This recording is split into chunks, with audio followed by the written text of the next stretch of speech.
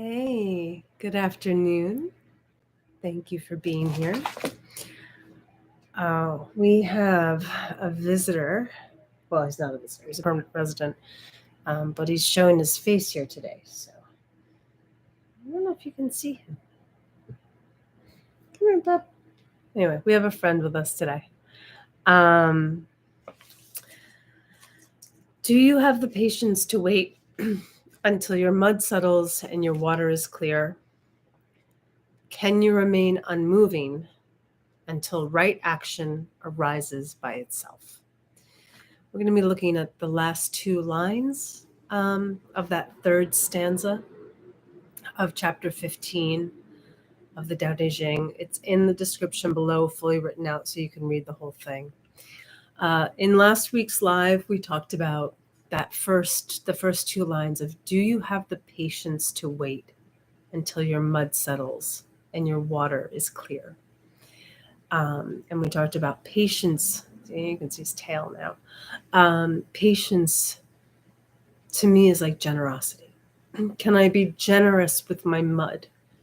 Can I be generous to the thoughts, the feelings, whatever is arising, no matter how loud my mind is, can I be generous to it? Right? Until that settles.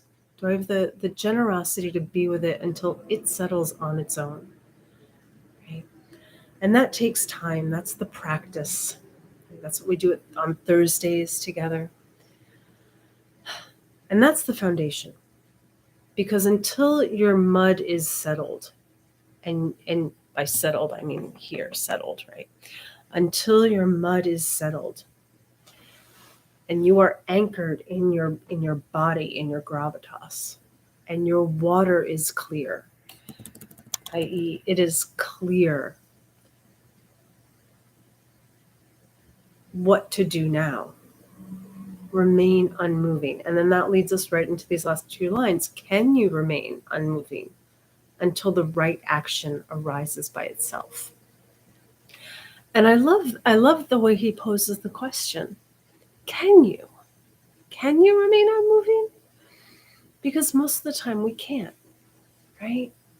Most of the time when there's a problem or a challenge or a really big question, we run into it.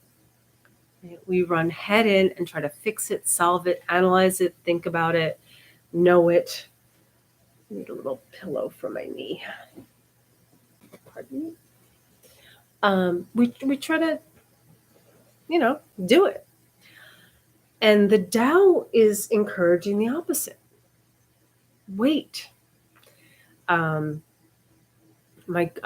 dear friend of mine who I actually got to see a couple of weeks ago, Doug, when we were in grad school, he had this sign on his desk that said, don't just do something, sit there. Don't just do something, sit there. That's what the Tao is asking of us. Can you just sit there and wait until right action arises by itself? You can. You can, and it just takes practice. That's why all of this ultimately comes back again and again to the practice. To the practice, to the practice. So the practice is sitting there.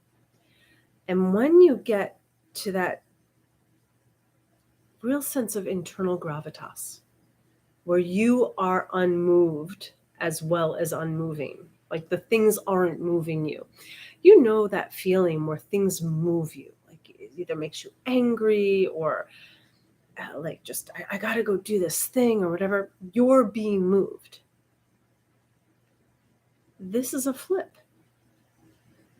I move, not you don't move me, I move me. I am so grounded. I'm so embodied. I'm so stable in my core and in myself that right action does itself. So what is right action, right? Can you remain unmoving until right action arises by itself? Right action is whatever arises at the time. The caveat being, it's not arising from what I think I should do or shouldn't do. And it's not arising from what I fear might happen. So fear always leads us to try to control, to fix, to solve, to analyze, right? I'm not being led by my fear. I'm also not led by my desires, right? I'm being led, so to speak, by my grounded core. I am led from my anchor, from my grace, my gravitas, right? Not the head, not the heart, but the hips. That's where right action comes from. In my experience, if I'm really in my head about something, about how things should or shouldn't be, the action that arises from that, I regret. I don't like. I don't feel good about. I could have done that differently or better. Same with my heart, right? The action that arises out of a deep fear or a deep desire, I end up regretting. This goes right back to our very first couple of classes on integrity. This is how you live in integrity. The right action is the action out of my body, not driven by fear or desire or right or wrong or success or failure. No, it's arising moment by moment. And what's right now might not be right in even a moment or a minute or a year, because there's no one solid right or wrong action, right? And if I'm caught up in thinking about the right or wrong of some past action that I've done, or the right or wrong of some future action that I may do, I have disembodied from the now, from my here and now. So the right action now is not clear because I'm distracted by past or future. So it keeps returning again and again to the embodied practice of now. Take a breath. Take a breath. Come back to your body. Come back to, in Qigong, they call it your Dantian, right? This area here, this is the place of your gravitas, right? When I teach embodied breathing, I'll say, like, let your breath drop down into your tailbone, right? It's that anchored. You're anchored there. And then almost as if you're breathing from the tailbone through the pelvic floor and then widening out in all directions and then coming back in, back down to the tailbone. Completely grounded breath, right? That's how you physically practice becoming embodied. And when those first two lines, do you have the patience to wait until your mud settles and your water is clear? The things are clear. That's all that is. Hey, babe. Hey. It's asking you to have patience with yourself, to sit and practice sitting, to just practice sitting until you feel clear of the ideas of right and wrong, clear of your fears and your desires, anchored in your belly, and then remain unmoving until the right action is clear. If no right action is arising, stay not moving. I often ask, I have 3 questions I have my clients ask in the beginning of each session. So before I ask the questions, I walk them through our basic meditation, just the same thing that we do every Thursday. And I have a few videos on this, right? Become embodied. Oh, look at that face. Wait, which way do I have to go for you to see that, baby? Oh, so sweet.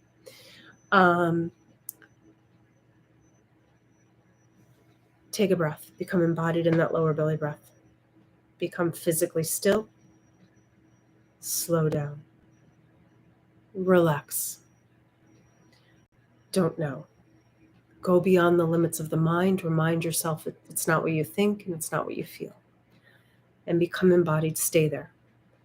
And once that they're fully grounded in that embodiment, then there's 3 questions I ask.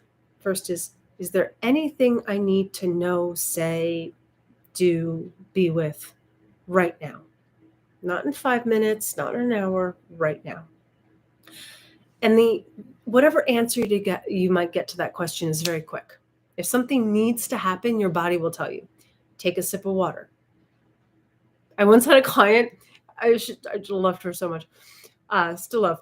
And I need to put away the milk. It was such a truly embodied moment of, I need the milk. I forgot to put the milk away. I once had a client at that moment. Is there anything you need to do right now? Ooh, this text that he had to respond to for quite some time, and he hadn't been able to figure out the right response to this text, became very clear.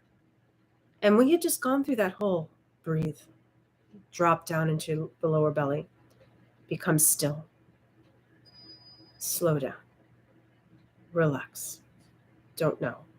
And then we stayed there for about 5 minutes before I asked, is there anything you need to do right now? So he was very grounded, very relaxed, very open, very receptive, very aware, because when you're still and slow, you become more aware. And I said, is there anything you need to know, say, or do now? Bang. This is the answer to the text, and I need to send it now. Took 2 seconds, sent the text. That was clear, done, weight lifted. It becomes clear. And we keep asking, is there anything you need, until the need comes up clean. No, nothing I need to do anymore. Usually it's pretty mundane. Put on a sweater, take a sip of water, write this text, right? Like, oh, must call the insurance agency, whatever it is, right? And once that comes up clear, and we keep, every time you ask a question, I need to do this, we start with the 5 steps again. Breathe, still, slow, relax, don't know. Anything you need, anything you need, anything you need. Once that comes up blank, and again, it's a quick answer with the need. The next question is, in about 3 words, tell me how you're feeling physically, mentally, and emotionally. So it's about 3 words, right? I'm feeling physically energetic, mentally calm, and emotionally happy. So then I'll take those 3 words. Feeling calm, energetic, and happy. What do you want right now? This is usually the hard thing for most people, because we very rarely know what we want, right? And this is where that remain unmoving until right action arises on its own. You've cleared the needs. Nothing needs to happen right now. You've asked. Nothing is there. So now you're free to follow your desires, your true desires, not the desires of your heart or your head, but the desires of your body. Okay? And when you do, it's really interesting. We find, and I've seen this in myself and others, the desires I have really fulfill me, but also end up serving others in some weird, nuanced, unforeseen, subtle way. Sometimes very overtly. Oh, I followed my desire, and this worked out for other people that way. Remain unmoving until right action arises on its own. Now, that's all great. And those are great techniques. And to me, that those are the key techniques to living a connected, serene, peaceful, almost guided life where you feel in your integrity in every moment. That's the goal, right? To feel in your integrity. But what about those times when there's a big, big question? What do I do? I don't know what to do. Something needs to be done. It feels urgent. It feels overpowering. It feels emotional. What do I do? That's where the remain unmoving becomes clear, but that can be really difficult. So for additional inspiration here, I'm going to go to my favorite Letters to a Young Poet, translated also by Stephen Mitchell. And in this version, it's on page 22. It's chapter 3, because there's many different translations. A good, hi, honey. He's very vocal. Yes. Yeah. Oh, hi. Oh. 1, 2, 3, 4, like almost about the 5th paragraph, depending on the translation. And I'm going to read this section from this. I'm going to give a couple of explanations. So Letters to a Young Poet, Rainer Maria Rilke, he was a famous writer and poet. and long dead now, hundreds of years. I don't know when he was. But because he was such a renowned writer and so good, he had many aspiring writers and poets write to him for advice and guidance. Now, and at some point, I guess someone was going through their grandfather's letters and found this stack of letters that Rilke had written to their grandfather or father or whoever. I don't actually know the backstory. I'm kind of making it up. And so they don't have the letters that the man wrote to Rilke. We just have Rilke's responses, right? And this is, again, a young, aspiring writer and poet. And so he's, sharing his thoughts and reflections and etc. on other writings with Rilke. And I'm giving you this context here because this line starts out with, "In your opinion, of roses should have been here." Da, da, da, da. He writes, "You're right, quite incontestably right, as against the man who wrote the introduction." So how I read this is Rilke must have written the introduction to the book. So kind of like if you have a book and people write all their introductions or their forwards or their little commentaries about, giving it praise or whatever, Rilke, I guess, wrote the introduction to some book. And the name of the book is Roses Should Have Been Here. So, in your opinion, of Roses Should Have Been Here, that work of such incomparable delicacy and form, you are, of course, quite incontestably right, as against the man who wrote the introduction. But let me make this request right away. Entertain as little as possible of criticism. He technically says entertain as little as possible of literary criticism, but I extrapolate this beyond art and writing to how to live a life, right? So entertain as little as possible of literary criticism. Such things are either partisan opinions, which have become petrified and meaningless, hardened and empty of life, or else they're just clever word games in which one view wins today, tomorrow the opposite view. Works of art are of an infinite solitude, and no means of approach is so useless as criticism. I reread that to say, works of life, the work of our life, the living of our life is of an infinite solitude, and no means of approach is so useless as criticism. Only love can touch and hold them and be fair to them. And in that, I consider love, this is that same, can you be generous to your mud? Do you have the patience to wait till your mud settles and your water is clear? And I use the word generosity as patience. I think of love as also as generosity, as respect, right? Only love, generosity, respect can touch them, hold them, be fair to them. And here's where he just nails it. Always trust yourself and your own feeling, as opposed to argumentations, discussions, or introductions of that sort. If it turns out you were wrong, then the natural growth of your inner life will organically, slowly with time, guide you to other insights.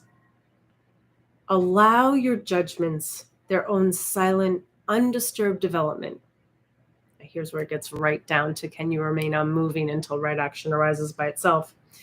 Allow your judgments their own silent, undisturbed development, which, like all progress, must come from deep within and cannot be forced or hastened. Everything is gestation and then birthing. Everything is gestation, then birthing. Think about gestation, whether of a cat or human, a lemon, an orange, right? An apple, an idea, a business, a relationship. It's gestation, then birthing. And if you try to force or hasten the gestation part, whatever is birthed is unviable. You cannot hasten the gestation of a baby of a kitten, of a lemon, of an idea, of a piece of art, of the work of your life. It's gestating. If you try to force it or hasten it or hurry it up, it is unlivable. It can't live. You pick that apple too early, you can't eat it, and it can't produce seeds to produce more trees. It's just moving on. Not viable. Everything is gestation and then birthing. To let each impression and embryo of a feeling come to completion entirely in itself, in the dark, in the inexpressible, the unconscious, beyond the reach of one's own understanding. Here's that not knowing again. Beyond the reach of one's own understanding.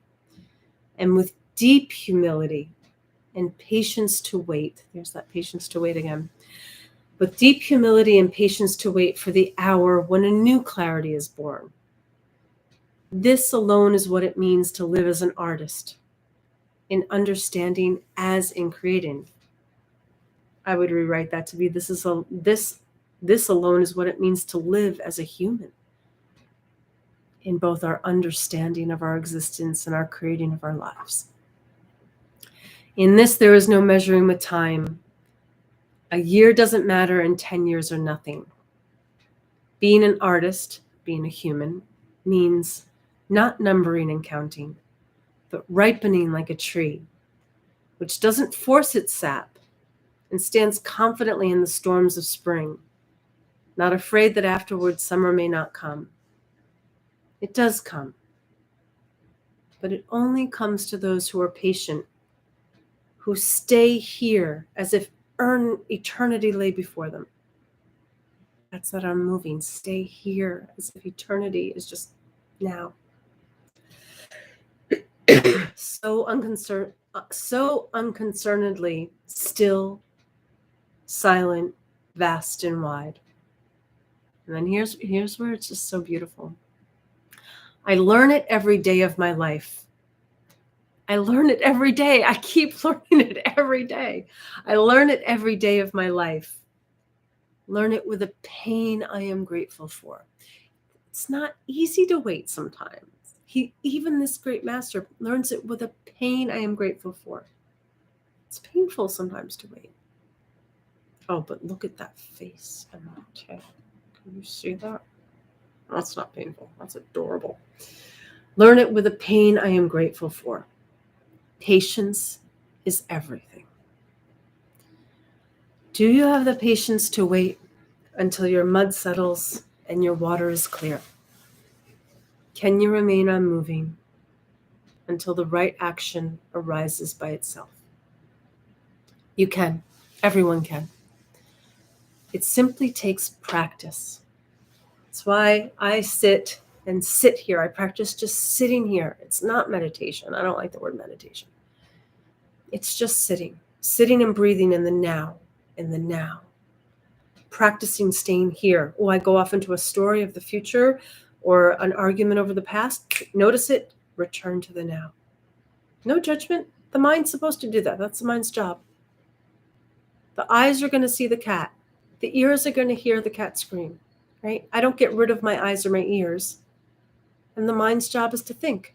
I don't get rid of the mind. I become aware of what I hear, see, think, taste, smell, touch, feel. I become aware. It's awareness. We're practicing awareness and returning again and again to our own gravitas, our own body breath. Returning again and again and again. And that's it. That's all this is. Practice returning. And the more you practice, the more embodied and second nature this becomes, until right action is all you live. And it's really cool because sometimes you think it was the wrong action and it turns out it was totally the right action. Right? Because you don't know. We don't know. It itself is unknown. It's not that I don't know it or you don't know it. It itself is unknown. So with that, I hope that this was helpful. I have a few more minutes. If If anyone has any questions or pushback or feedback, please share. I'm happy to answer any questions. If you're watching this on the replay, put your questions, pushback, feedback in the comments, and I will try to respond to everyone. Look at that. Look at this. You're so baby. You're so baby. Oh, God. You're just so... How do I show more of you? I always go the wrong way. Look at the baby. Oh, it's your baby. Okay, there's no questions. Oh, but look, he's gonna flirt now. I mean, we could just watch the cat. That's what else do you need? He's gonna get the belly. Use your belly. You're so handsome. All right, the cat and I are going to. Oh, he's so cute. He's so cute. Oh, and then he's gonna cuddle into my hand and back it up. Oh, so good. What else do you need in life? I noticed that as we've been focusing on the cat, the viewer count has gone up. So, all we really need are cats. They're just perfect. There's an old saying by some Zen master a long time ago, or someone said it, I forget it. I've met many Zen masters in my life. They've all been cats. With that, I hope you guys will have a beautiful week. I do hope to see you on Thursday for the practice class, because this is all fake words. We're talking about push-ups here. And until you get and practice sitting unmoving, the right action can't arise. You must practice staying unmoving. And then, yes, right action will arise on its own. And things will become clearer and clearer the more you practice. But you must practice. So I hope you sit strong. I have videos up about how to practice. And if you want to practice live, you can go to my website. It's in the description below. If you don't already have the link, if you're on my mailing list, you have the link in the email I sent today. We'll practice together on Thursday, same time, 11:40 to 12. And that's it. Sitting strong with you. Thank you guys for your presence and for being here. I'm super grateful. Have a great week.